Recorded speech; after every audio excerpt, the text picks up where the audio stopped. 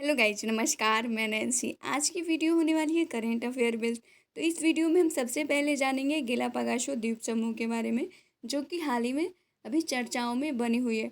और ये इकोलॉजी से जुड़ी न्यूज़ भी हो जाती है। तो आपका दो दो सब्जेक्ट कवर हो जाएगा, एक तो करेंट अफेयर और एक इकोलॉजी। और इसके जैव विविधता के बारे में भी जानेंगे। और इसके बाद हम जानेंगे नेत्रावती नदी के बारे में, जो भी हाल ही में चर्चाओं में बनी हुई है एनजीटी के कारण। तो सबसे पहले हम गैलापागोस द्वीप को मैप में देखते हैं। आप देख सकते हैं प्रशांत महासागर में गैलापागोस आइलैंड को, और इसके साथ इसाबेल, सेंट क्रूजो और भी छोटे छोटे आइलैंड हैं, जो कि अभी हाल ही में गैलापागोस चर्चाओं में क्यों बना है इसके बारे में हम देख लेते हैं। गैलापागोस द्वीप समूह एक खूबसूरत गंतव्य और यूनेस्को की विश्व धरोहर स्थल है। इसे यूनेस्को ने 1978 में अपने विश्व धरोहर में शामिल किया था। अब आगे हम जानते हैं, एक गंभीर समस्या का सामना कर रहा है गैलापागोस द्वीप समूह। बढ़ती आगंतुक संख्या, आगंतुक मतलब पर्यटन, इस अद्वितीय पारिस्थितिकी तंत्र के नाजुक संतुलन को खतरे में डाल रही है, यानी कि इसके इन्वायरमेंट को खतरे में डाल रही है।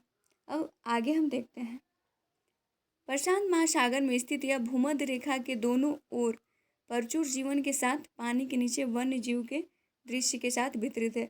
यानी कि ये प्रशांत महासागर में स्थित है, ये एक इम्पॉर्टेंट हो गया। और ये भूमध्य रेखा के दोनों ओर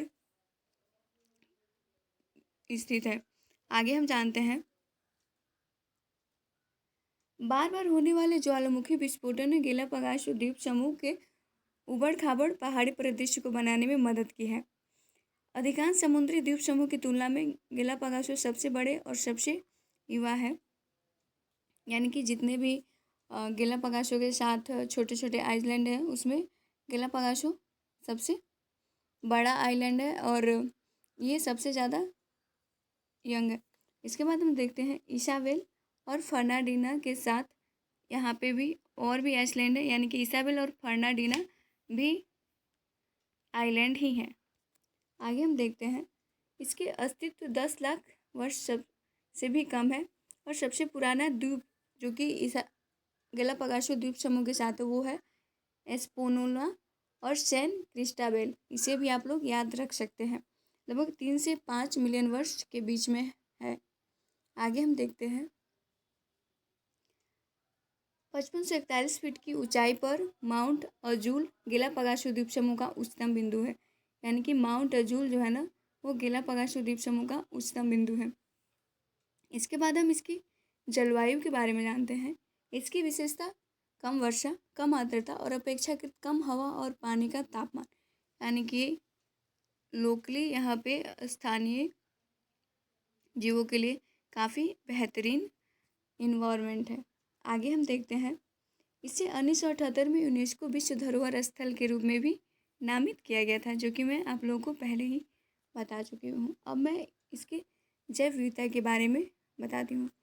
गैलापागोस को सबसे अधिक जाना जाता है क्योंकि यह प्रजाति स्थानिक है, क्योंकि वे दुनिया में कहीं और नहीं पाई जाती। यानी कि बहुत सारे ऐसे जीव हैं जो कि लोकली गैलापागोस में ही पाए जा सकते हैं, कहीं और उनके अनुसार इन्वायरमेंट नहीं है।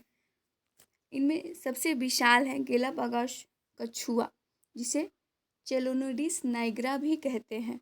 समुद्री इगुआना, जिसे एम्बिलिसेंस क्रीटेस भी कहा जाता है। आगे बताती हूँ,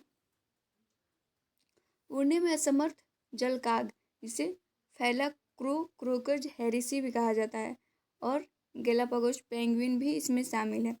आगे हम नेत्रावती रिवर के बारे में जानते हैं, जो कि आप मैप में इसे देख सकते हैं।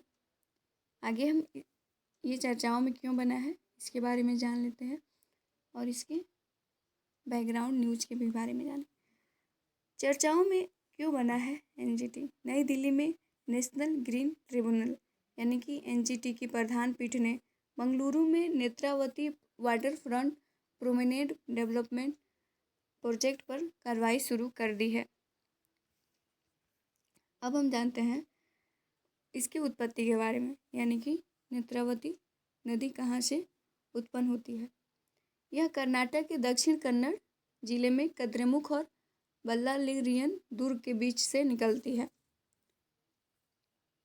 यह आमतौर पर गुवाहाटी तक उत्तर दक्षिण दिशा में बहती है, जहाँ यह पश्चिम की ओर मुड़ जाती है। उसके बाद पूरा पश्चिम दिशा में बहती हुई बेंगलुरु के पास अरब सागर में गिर जाती है।